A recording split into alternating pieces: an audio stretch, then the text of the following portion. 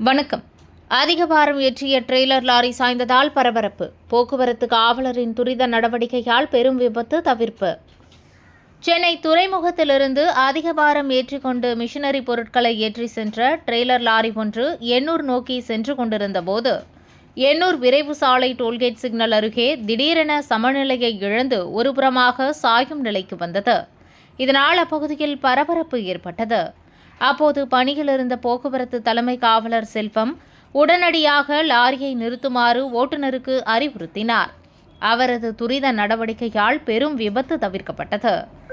தகவல் அறிந்து திருவொற்றியூர் போக்குவரத்து காவல் ஆய்வாளர் சக்திவேல் தலைமையில் திருவொற்றியூர் உதவி ஆய்வாளர் மதன்குமார், ராயபுரம் உதவி ஆய்வாளர் சாமுவேல் ரஞ்சித் மற்றும் புது வண்ணாரப்பேட்டை உதவி ஆய்வாளர் பழனியாண்டி உள்ளிட்ட காவல்துறையினர் சம்பவ இடத்திற்கு விரைந்து வந்து போக்குவரத்தை சீரமைத்தனர்.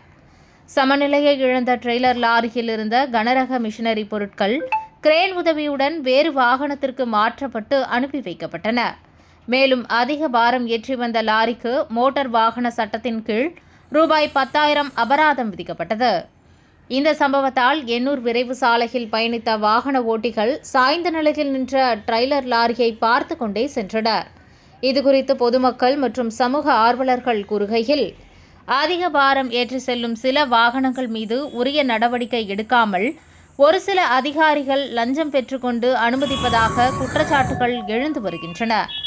எனவே இதுபோன்ற விதிமீறல்களை தடுக்க அதிக பாரம் ஏற்றி செல்லும் வாகனங்கள் மீது கடுமையான கண்காணிப்பும், தவறில் ஈடுபடும் அதிகாரிகள் மற்றும் வாகன உரிமையாளர்கள் மீது உரிய நடவடிக்கையும் எடுக்க வேண்டும் என வலியுறுத்தினர்.